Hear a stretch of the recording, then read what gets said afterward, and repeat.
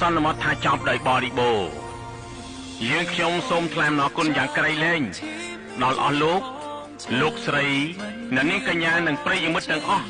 ដែលបានចំណាយពេលដ៏មានតម្លៃតាមដានរឿងនេះតាំងពីដើមរហូតដល់ចប់សូមជូនពរសុខភាពល្អប្រាជ្ញាឈ្លាសវៃនិងសេចក្តីសុខសាន្តចូលមានដល់អស់លោកស្រីអ្នកនាងកញ្ញានិងប្រិយមិត្តទាំងអស់គ្រប់ពេលវេលាសូមអរគុណសូមគោរពលា